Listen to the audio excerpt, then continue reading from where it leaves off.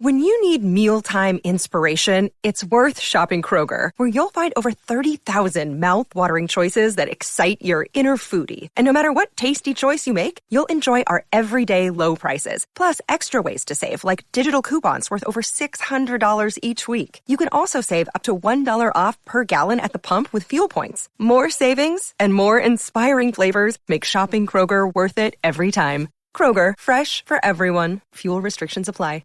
With over 400 celebrity interviews and tons of pop culture nerdiness, Too Opinionated is a safe haven for your inner geek. Find us at MeisterCon.com or on YouTube under MeisterCon Pod. And please subscribe. It would really help us out. Thanks, everybody. Hi, I'm Sherilyn Fenn from Twin Peaks. What did you do on your last Saturday night? It's a new scripted podcast series that starts right at the beginning of lockdown, when a single mother and out-of-work writer named Gigi realizes that everything is about to change. Did you hear something? Toilet paper. People are hoarding it. I should have done that. The last Saturday night, an ElectraCast podcast. You'll love it. Episodes available June 28th, wherever you listen to podcasts. ElectraCast.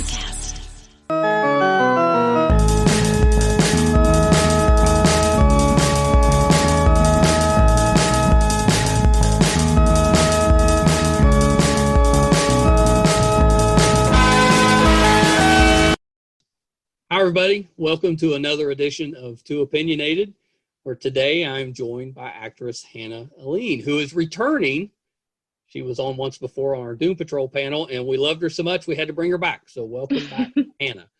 Thank you for having me back. Now I've been looking forward to this. This is exciting for me. I love your work, and you do a lot of quirky characters, and I love that. Well, thank you. Yeah, really cool. So let me start here because and I'm sure we'll double up because I'm old and I'm forgetful, so I end up asking you stuff I've already asked you. But That's all right. Talk a little bit about how you got into acting. What made you want to be in the entertainment business? Yeah, so I grew up in Arkansas in a town of 800 people. So I didn't really have the exposure to acting necessarily, but right. My dad and I all watched television and movies every night. That's what we did. I didn't have anything else to do, whether I was with friends or I was cheerleading or playing basketball or whatever extracurricular sports I was doing. That's what my dad and I were doing every single night. So that was a bonding experience for us. So I knew that I loved television and films, and I saw a traveling production of Annie. And nice. I was like, wow, that's really neat. Maybe I could do that. So I found a local theater company in the bigger city, like 30 minutes away from ours. And I auditioned and I got a part in the ensemble. I think I had like one line and I was like, this is awesome. Great. This is so cool. So from there, our little theater company at my, not company, but theater at my high school had just started out, and I was like, why don't I audition for Still Magnolias? And so I did, and I got the role of Truvy for some reason. So my first play was Truvy in Still Magnolias. That's kind of awesome. Sense, but yeah. Awesome, and then from there, I just I was addicted, and I haven't stopped doing it since, too much to my detriment, honestly. Did you do other stuff in school? Were you in like show choir or band or anything like that? No, I was so bad at band. Yeah, me too. Oh my God. But I wanted to be so good at it. I really did. Right. I really tried to be good at band and play the instruments, do the thing, be cool. I just wasn't. Were you an athlete? Oh, I was really bad at that too. I played, I was a cheerleader. I wasn't the best, but I was a cheerleader. For like 8-9 years, I did competitive cheerleading.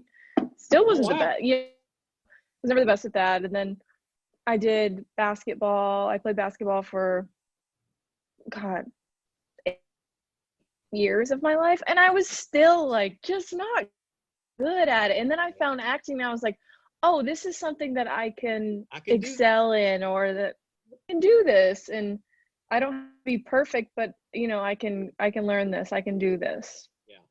Yeah. Well, I know if you're in a small town, so that's all we have around us is small towns. Right. If you're in school, you tend to be in everything because there's not that many kids. So right. Kinda, you end up being in you wear a lot of different hats. And, and a lot of times, it's not really what you would normally be doing. Yeah, I think I just played basketball and did the cheerleading thing because otherwise, how would I hang out with my friends? We lived so far, Yeah. You lived 30 minutes away from your nearest friend. Yeah. So that's the only way. That's the only way to force your parents to let you hang out. Could you tumble? Did you learn some gymnastics? Yeah. Were you at the top of the pyramid or the bottom? Oh, for sure the bottom. But like never one of the people that actually held the girl, like the front of the girl, just like to counterbalance the whole pyramid. It's embarrassing, honestly.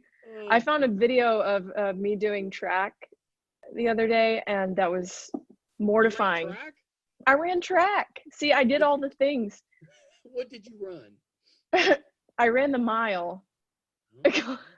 But I thought that, like, in my head, if I tilted my chin back and ran like this, that it would aerodynamically, it would make me faster. Oh yeah, that works. Yeah, it works, but it doesn't work. I was still very slow. This is like, yes. Good times. But acting though, that was something I grasped. Yeah. So what was your first acting role once you got your first professional role? Oh, commercial or TV? Oh, whatever you did. Commercial. First commercial I ever did was a Popeyes commercial. No, it wasn't. Yeah. Were you really enjoying the chicken sandwich? Oh yeah. Well, my audition or my commercial was about it was like the chicken fingers that look like a hand. Yeah. And they're called Rippin' Chicken. Yeah, Rippin' Chicken. Sounds right, yeah. So my whole audition was like, rip it and dip it. And then she's like, what do you do with my Popeyes chicken? I'm like, rip it and dip it again. And they were like, this girl, she can sell our chicken. She's going places. And then my first TV role was on 24 Legacy. Oh, you're right. That reboot of 24, yeah. Uh-huh. Yeah. What'd you play on that? I played like Central Intelligence Unit Tech. Oh, very so nice. Just giving the information, being nerdy. I could see that. Yeah. Yeah, that's kind of cool. That's not a bad first gig though. No, it was a great first gig. Yeah, that's pretty good. Yeah, I got pretty lucky on that one. I'd been an office PA for a long time, and they had a last minute role that they really needed to fill, and I was like, hey, I can do it. I can do this, and they gave me a shot. That's awesome. I know. I felt really grateful that day.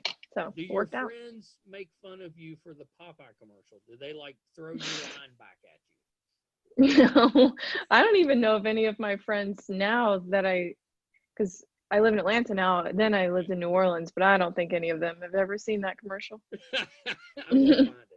I will find it. Go and find it. I found a copy of it. It's very blurry. I can't get like a clear of it. I'm gonna find it. I'll get it for you. That's what I do. Or don't. Or don't. Oh shoot. So I read that. I mean, do you do some stand up? Are you doing some comedy? That to me is a little terrifying. It's something I would love to be able to do, but that has to be a little scary, writing your own material and then going up and hoping that somebody finds it funny. Oh my God. The first few times I did stand up, I could feel my heart beating in my brain. That's how visceral it all was. I was just terrified. that I was gonna. I think my biggest thing is feeling stupid in front of people, and Yes. you know, it's like a complex from being know from that. Arkansas. I know You're that like feeling you're well. you're terrified of Yes. feeling stupid. So writing your own material and then getting on stage and then saying how you feel or what you think is personally funny to an audience is really scary. But the first time I did it worked. I think it's just my dry take on things, and I found a different rhythm with stand-up comedy recently, but I enjoy it. I used to be terrified, but now it's just more like I have nothing to lose. I've broken myself down enough. I bet you're great at it. Have you done, you know, we're friends with some comics, and they've been doing the Zoom comedy shows. Have you done any of those yet? I haven't, no. Yeah. Yeah. We got to get you hooked up on that. All right. Well, let's do it. I hear they're odd. They're very odd, and some of them go really well. But I've been to a few that we're friends with the guy. He played one of the Geico cavemen, John Lear, and he writes some of his own stuff. But he hosts some of these Zoom comedy specials, so he invited us to come watch. So we watched, and they brought this woman comedian on, and she was really funny, but she had a bad internet connection. So she would start her jokes, and every time she'd get to a punchline, she would freeze, which was hilarious. But we never heard any of her punchlines. Well, it's funny because you didn't know that was her punchline. That's right. That may have been right. Completely plain. That's what I told John. I was like, I hope she is telling people that was the joke. That was her whole bit. That was the whole bit. She was like, I don't even want to write punchlines. Quarantine has broken me down. I'm just going to make my internet freeze. Yeah, and that's it. And that was everybody thought it was hilarious, though. So. Well, it worked out. That was pretty good. Plus, they felt sorry for her because, you know, in those, you have the running audience commentary runs down the side and stuff. And that was, you know, everybody was feeling very bad for her. So I was like, well, she can't lose. It's like they thought it was funny. And they also felt bad for her. Yeah, win-win. Win-win. So what made you decide to do comedy? You know, what was that like that first time? You're like, okay, some of this stuff's funny. I'm going to do it. Man, I'm trying to remember. Oh, there was a stand-up comedy class that my friend was teaching, and I was like, oh, is this worth it, a stand-up comedy class? Because, you know, everybody's funny is their own funny. Right. And so I didn't want to get into a class and then be taught some sort of system or breakdown of how you write a joke, and then that gets stuck in my brain and I can't break out of it. But actually, it was really good for me because he wasn't he didn't give us a set way to write a joke. He was just like, I just want you to write, and then we're going to talk about what you wrote and figure out how to make it a joke. I like that. And so, yeah, it worked out for me pretty well. Sorry, I have these like gnats flying around. I swear my house isn't that gross. You know, that's okay because I've got them here too. It's just part of this damn year that we're stuck with. Right. The plague.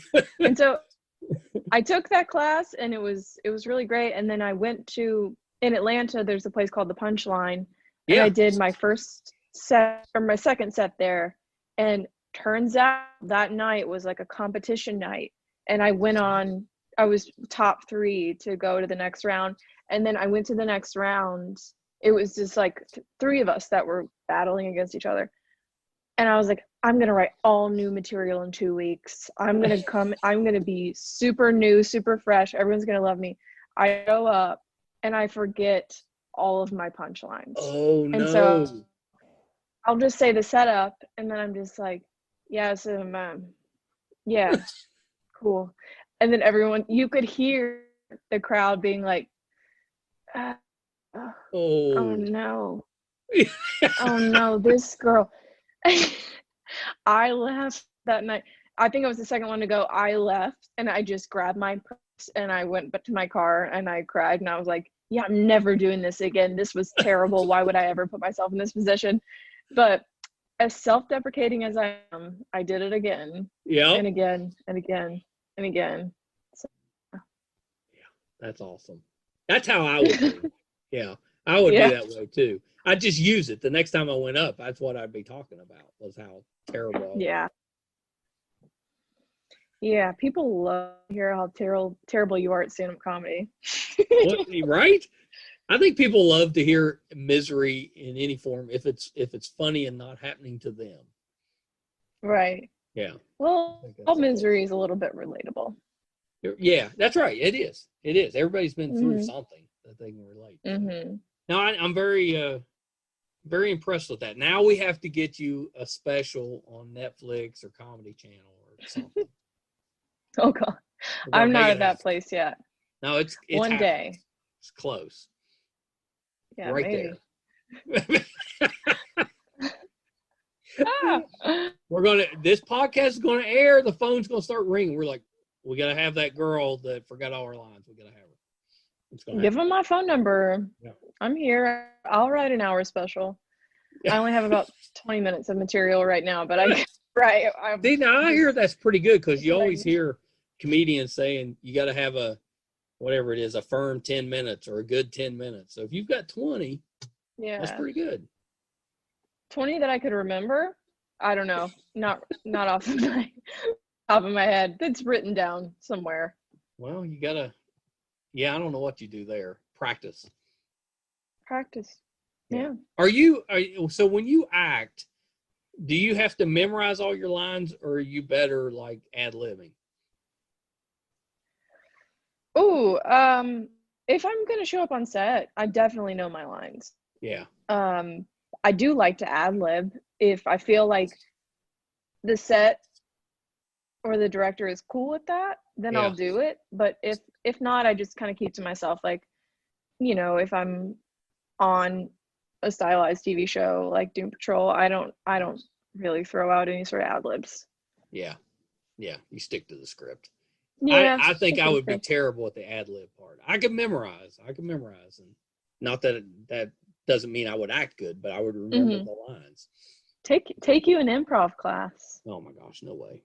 I'll leave that to Brett. No way. It sounds terrifying. No, thank you. It is. I'll leave that to the professionals. I've done a lot of improv, and I think that improv is more terrifying than stand-up, even though you're in a group situation. I had Allison Dunbar on, who is working on Last Saturday Night with us, and that's, she's an improv person, and I was telling her the same thing. It terrifies me. So she made me go through an improv exercise with her, right? And she was hilarious. I was terrible. That's my wife came and she's like, I listened to some of that through the door. I was like, yeah, what'd you think? She's like, not too good. Oh no. Your wife is so supportive. I was like, oh yeah. Well, I was like, well, it must have been bad then, because normally she would say something. She'd be like, yeah, you're great. Yeah. But it must have been bad. But she got me. She said, where are we? I said, well, okay, we'll be in the library. My son's a librarian, so we'll be in the library. So we're just having a conversation in the library. We're supposed to both be working in the library. And in the middle of the conversation, I'm talking, saying whatever nonsense. And she, under her breath, goes, I love you. And it just killed me. I was just done. I was like, you win. I was done. It completely derailed me. But I don't know. Like, I'm impressed with all of you that can do that. Thanks. And just kind of play off each other. When you have somebody like, if you had somebody say that to you, I'm sure that you would have a comeback that would be hilarious. I did not. It was just, I was done. So I'm very impressed. It can just be as simple as you too.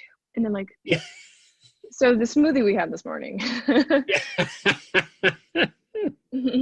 See, that's it. I should have just come back with something really, or I could have just, I thought, that's my problem though. Later, I'm like, oh, I could have said this. I should have just reacted like, I overreacted to it. Just freaked out. And then that's a good reaction. Yeah. Yeah, I think that could have been good, but it's easy to say that after the fact. I tend to underreact to things. Oh. That's pretty good. That's pretty good. So I wanted to ask you about. Let me get to that. You've done. I usually don't have to look, but I had to cheat because the name is out there a little bit. So you've done some writing, which is really cool. And I wanted to ask you about the one I saw was Springer. Yeah. Which one? Springer. Springer. Tell me about that. Well, it could be Springer. Ways to pronounce that. So do you know about Springer? No. In general? I was hoping you could explain it to me. Yeah, of course. So Springer is a rite of passage as an Amish teen. So you are given a year. Sometimes they come back to church, but you're given a year to explore. This is they push you out to the world, right? You're supposed to be it's your to choice. The world. Yeah. Okay. It's your choice, and you're allowed to go and explore the secular world and see if that's what you want, if that's the world you choose. But most Amish teens go back to their church and to their families. Okay. So I wrote a dark comedy on Springer. It's definitely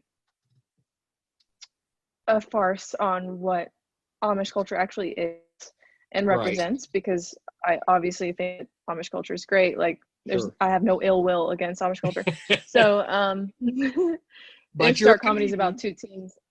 Yeah, two teens on Springer who are dealing with their sexuality and puberty and how they internalize that or how they don't. Yeah. That sounds like it could be really good. Yeah, I've never seen anything like it. So we just started submitting it to some film festivals. I did, yeah. Oh, I want to see it. Yeah, that was my next question. Have you submitted it to some film festivals? We have, yeah. We got into Atlanta Women's Film Festival and No Budge, which is one of my favorite film festivals. It's an online indie film festival. Yeah, that's awesome. Yeah, that's really just cool. Recent, so we'll see what comes of it. Yeah, I'm excited about it. I want to see it. You have to keep me posted on it. I'll send it to you. Yeah, send it to me. I'd love to see that. Yeah, I love the film festivals. We got a chance to go with Jennifer to Sundance this past January, like right before they shut everything down. We spent a week at and that was a really neat experience. It was right. And how many films did you get to see? That's the big one. We only saw a couple. We went to a lot. They're expensive. Right? They are, and it's hard to get tickets. Yeah. But we saw a couple, but we went to a ton of parties. There's pre-parties, there's after parties. We were at a lot. We met a lot of people. All the parties, which was all the alcohol, all the food. So that was kind of neat. But that's a big one. Yeah, that's a big film festival. There's a lot of really good smaller ones, and it's neat. And if you watch some of that stuff or you're involved with some of that, you can find some really good. There's so much good material out there that isn't being used with that stuff. It's so hard to bring something from kind of to fruition where you get a large audience to watch it with that. And I don't know what the answer is to that, but you'd think there's so many streaming services and all of this media out there, and it's still so hard to get anything made. So I'll cross my fingers for you because it sounds awesome. I would go watch that. Thanks. Yeah. Yeah. And I think Amazon did something this year where they took did some of the South by Southwest films. Yes, they did. And displayed they showed those, which I thought was really neat. And I think that I would love for that. And I think we need to do that. Let's make it happen. Yeah, let's make it happen. No, you have to send me that. I want to watch that. That's I'll send it to you. I think I told you my son's in film school, and so he did his first short film, and it was just there was no sound. There's music but no sound, but it was around a group of friends, and they're putting together a shelf. And while they're putting this together, one of the friends becomes attached to the shelf, and he can't get unattached or detached. So he has to learn to live life as a shelf. He just has to be this shelf. And it sounds ridiculous, but hilarious. It was so funny. And it I don't want to spoil it, but spoilers. It ends. You've got the one friend comes home, and he tosses his keys into a bowl, and it's on a shelf that's just his friend. His friend's attached. His friend's the shelf. And I just thought, hilarious. I know it sounds ridiculous, but it was, I don't know. It doesn't sound ridiculous to me at all. I've seen some weird stuff. And that sounds quite normal. Oh, yeah, shoot. Yeah, that sounds awesome. I'm very impressed with all of the artistic people. You know, it sounds like you're very artistic, that you can write and you can act. And do you paint? Oh, no. Yeah, okay. I can't either, but yeah, you've I got wish. a couple of them, because usually, you know, when we talk with people that are artistic, it's not just one thing they're good at. You know, it's usually a couple of them. You know, maybe they play music and they paint, or they write and they act, and you do comedy too. So I don't know. That's very very impressive. Thank Good you. job. Way to go. So I don't think we really got to talk about it on the panel, but you know, how did the role on Doom Patrol come about? You know, was that just a straight up audition, or how did that, you know, come to your attention? It came through my inbox. It was an audition, a self-tape audition. Really? And okay. Yeah, I sent in 3 different takes for that role, all pretty different wild characters, just because I didn't have a lot of information on Pretty Polly. I couldn't find a lot of information online, even though I looked for a very long time. Yeah, I know. And I did the same thing, and I'm a comic book guy, and they're just out there on her. So I did that, and then I booked self-tape. I didn't even have a call back, which was pretty neat. That's awesome. I get it though, because you're really good. You know, they should broaden that character's role. They could do maybe even a spinoff, maybe a Pretty Polly spinoff. I don't know if anybody would want to see that sassy girl doing a whole spinoff. I don't know, but yeah, would love to see the and I think a lot of fans want to see the underground characters expand a little. I think it would be really neat to see them out of the underground in the real world experience. Yeah, I'd love to see that. It would just be a shit show. It would. You could definitely do several episodes on that, I think, and it'd be great. It'd be hilarious. Have you heard anything on season 3 yet? Well, it got renewed. Oh, it did? Okay, good. I hadn't heard that. Yeah. Okay. And I think they're going to start filming in January. This is the last I heard, but yeah, that's awesome news. Yeah, I hadn't heard that. That's great news. Because we know, you know, we talked about it was supposed to be a 10-episode season 2, and it was only 9. And that last episode, you know, had some scenes that you were in. So I'm hopeful that they'll carry that over, and we don't waste that. That'd be pretty cool. Yeah, let's not waste season 3. Let's not waste it. Yeah, that would be awesome. I think they'll definitely have to. They may rewrite it. They've had a lot of time, but I think they'll definitely have to pick up on that last episode. I would think we don't want to waste anything. Money's tight. Let's use it. It's already filmed. Let's use it. Yeah, I think they did film some of it. I think they did. Yeah. Yeah. They should use that. So you were on another show called P Valley. Mm-hmm. And it's in my queue to check out, but I haven't watched it yet. But what was your role on that show? That's a Star show. Is it on Stars? Mm-hmm. Yeah. It's a really great show with That's what I hear. That's why I've got it. I got it on my list, so I want to watch it. Yeah, and Katori Hall, who's the showrunner, is an incredible human being and a really great writer. Because this was a play before it was a show. Oh, it was. Okay. And In the show, I play an addict in just a couple episodes, and it was a lot of fun. We were stuck in a jail cell for like, see, my Arkansas is coming out, jail cell. I can't, some words I cannot say without an accent. Jail cell for a couple of, that was better. For a few days, and it was a lot of fun just to play. I love playing character roles. I book a lot of character roles, and it was a lot of fun. You bring a lot of quirkiness to it. It's really good. That's really good. Thanks. Can you slip into your Arkansas accent? Oh, for sure. Yeah. All the time. I mean, in P Valley, when you watch it, I have a very thick Southern accent. All right, cool. Yeah. My accent never goes away, so that's all right. It's just there. Be you. Yeah. Well, although, and I'm sure it's the same in Arkansas, if you're around other people that speak that way, you don't really notice the accent. But as soon as you're around people that do not speak that way, you can tell you've got an accent. Mm-hmm. Yeah. I've noticed that a lot. Were you on The Purge? Yeah. The TV show or the movie? TV show. Yeah, that's what I thought. That's were you purged? What happened to you? Oh, man, they wanted to purge me. That was kind of how they were setting it up.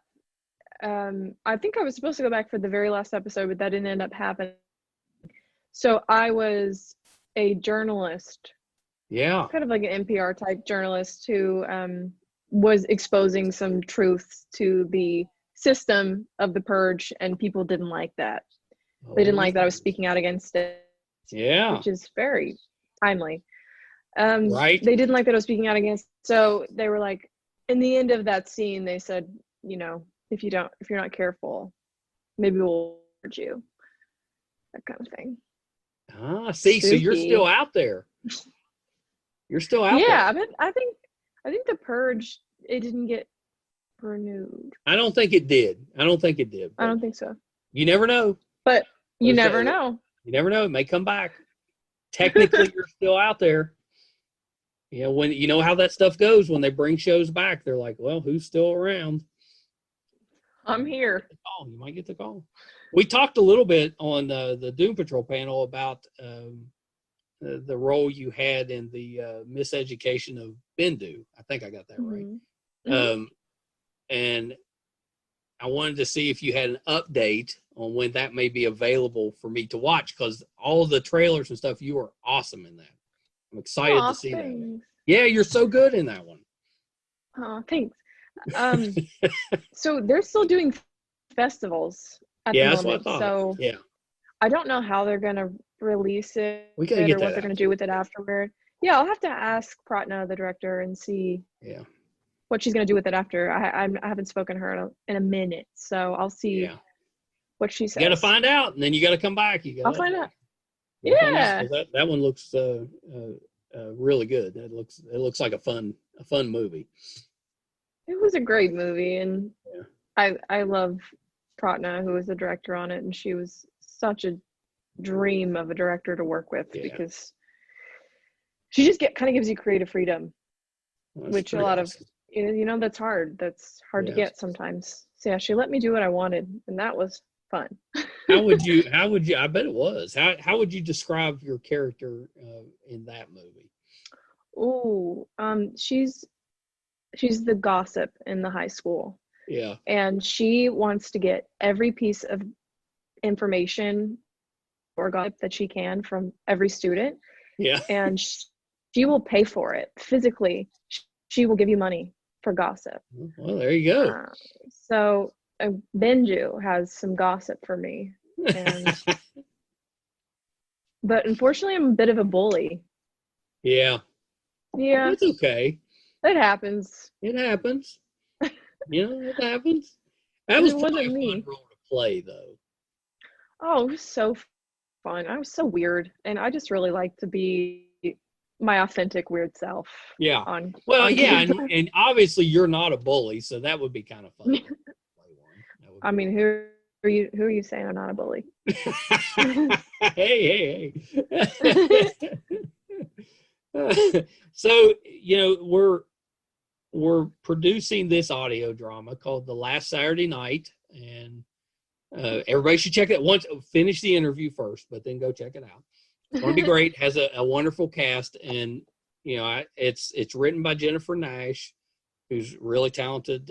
Right, she was a great actress, but a really talented writer. So she has been gracious enough to allow me to have some input on some of the casting. And so the first name I gave her was Hannah. Got to get Hannah.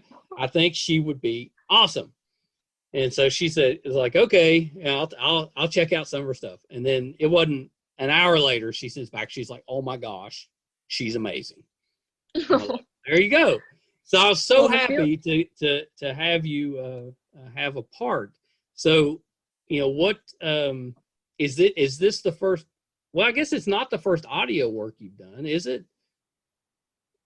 Maybe it is. I think it is. All right. I don't do a lot of see, that's a resume builder. Podcaster. Yes. Yes. Get it in. That's a resume builder. What character are you playing? I'm playing Izzy. Izzy, yeah. And so is, describe Izzy a little bit. She's a daughter who is just recently found a boyfriend that she's very excited about. She's kind of starting her life anew. Yeah. I heard a little clip of your session or your recording session. It was awesome. It was awesome. I'm excited to hear the finished product. Me too. I may have told you I got to act with Ed Asner. It was not awesome. He was awesome. That is amazing. You know what was funny about it is it's based on a story that I had told Jennifer that happened to me in a hospital. And so I was thrilled to death to get to do it, but nervous because I'm not an actor. And there's a part of it where I have to get emotional, and that was very difficult. But I had a lot of help, and I got there. I got it. I got through it. I don't know if it's good, but I got through it. So Jennifer sends me a note a couple days later, and she says, "There's a problem with Ed's sound quality. There's a buzzing or something in the background." I was like, "Oh no!" She's like, "Oh no! We're going to have to do his part again." I was like, "Oh, that's terrible. Ed's. You don't want to bug Ed, make him come back in. That's terrible." Well, then she sent back a little later, and she's like, "Well, good news." She said it wasn't Ed's part that had the buzz; it was yours. Oh no! I was like, "Well, that is good news, except now I have to redo my part." And I was like, "I don't know if I can get there again." That's there's only so many times I can go to that well. You're an actor now. You've got this. I don't know if I can. I'm gonna try though. But part of the reason I got there, I got to do mine again. But part of the reason that I think I was able to get to a kind of an emotional spot is because I was playing off of this great acting job that Ed Asner was doing. He was so believable as this frail, older gentleman who was a little bit emotional that I got emotional. I could see it. So hopefully, whoever they got me reading with now they're going to have to bring it in order to get it out. You got it. Yeah. So, yeah. I don't know. We'll see. Do that sensory work. We'll see. I was like, well, how bad was it? Could we just say that, something's going on in the background? I mean, it's a hospital. Maybe something's happening. Right? The hospital fluorescent lights. Yeah. Yeah, it could be. I'm going to mention that to her. I didn't come up with that. Could be anything. See? Yeah. Improv. Don't tell her I said it. Oh, yeah. Oh, she was tough because we're friends and we've been friends for a few years. So all I get to see is fun Jennifer. I hadn't seen work Jennifer yet. So she came in work mode, and I'm being my normal goofball self, and she's like, "No, stop that. Time to work." I was like, "Oh man." I was like, okay. It was tough. I was like, I was very intimidated with work, Jennifer. No, Jennifer's pretty awesome. You got to work with her. She's pretty good. She's incredible. Yeah. Yeah. She's really great. Big fan of Jennifer. Same. You need to. I'll tell you what you need to. If you want to see, there's a ton of stuff Jennifer's been in acting wise, but the one you need to go look up because it's on Netflix is she did an episode of Full House where. Oh, cool. Yeah, she goes on a. Well, she's a friend. She's a friend of the oldest daughter, and she has a crush on the dad. So. And it's a hilarious episode. She's really good in it. All right. I'm going to check it out. Oh, before you go, where can people find you? Yeah. Instagram at Hannah Aline, my name. Yeah. Yeah. Pretty simple. That's it. Yeah. Are you not, you're not TikToking? No TikToking. Yeah, me neither. I'm afraid I'm of that. I'm not opposed to it. I'm not opposed to like, people watching TikTok or being on TikTok. I don't need anything else that sucks my time. Well, I figured, I don't know how long those things are. They're not very long, but maybe you could do a little stand-up and put it on there. I could, but I don't think you can sign up for TikTok anymore. No, I don't think so. Yeah. See, now I went in and signed up. Yeah, I went in and signed up. Smart. Before, even though I had no plans of doing anything with it, just so I had an account. Maybe I'll take your account. You can have it. It's yours. Okay. All right. Done deal. All right, Hannah, you have to come back, especially after last Saturday night airs. I'd love for you to come back and all right, let's do give it. us your thoughts on it, all that stuff. Who knows? Maybe we'll do a Facebook Live and then we can have questions and stuff. Okay, I'm there. I've only done one of those, but I'm sure we can figure it out. Okay. All right, Hannah. Thank you. All right, thank you. Talk to you soon. All right. Bye. With over 400 celebrity interviews and tons of pop culture nerdiness, Too Opinionated is a safe haven for your inner geek. Find us at MeisterCon.com or on YouTube under MeisterCon Pod. And please subscribe. It would really help us out. Thanks, everybody. So that was Hannah Aline. Love her. She's so talented. I think she is one that you're going to hear so much more from. And, she's terrific. I'm so excited to see what she does next. I might have to look up some of the comedy stuff because I bet she does have a dry sense of humor. It's probably hilarious. She's just really, really talented. So I hope you enjoyed that. And I hope you'll check her out on the last Saturday night. So when this interview is done, go over and check out the last Saturday night and give us a listen. It's a terrific cast. Along with Hannah, we've got Ed Asner, Sherilyn Fenn, Eric Roberts, Charlene Tilton. It's written by Jennifer Nash. Chris Browning, who I just talked to earlier today, is on it. It's a loaded cast. So check that out. It's based on true stories around how people are dealing with the pandemic, and most of them are funny and heartwarming, touching. So I think you'll enjoy that. So please check that out. Obviously, Hannah and I talked about being a little nervous. Look at me. I'm sweating. I'm all glossy here. I need a makeup artist. Wonder if we can fit that in the budget.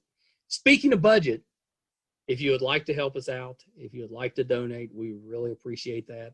You can go to patreon.com/MeisterCon. We'll give you some early access to some of our content. You'll get some bonus content. Even a few dollars can go a long way. We're in the process of building our podcasting studio, so we appreciate that. Check us out on Facebook under MeisterCon. You can go to our brand new website at MeisterCon.com. Brett has a terrific, funny, insightful blog on there, so you can check that out. It's really good. Thank you, everyone, for listening. Thank you to Hannah for coming back. That's very brave, coming on here twice. Very brave. We'll talk to everybody real soon.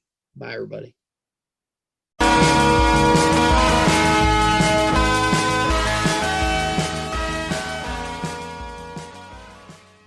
Hi, I'm Lessa Gadet, host of Her Extraordinary Life by Design podcast, where we celebrate women who are shaping their lives one extraordinary day at a time.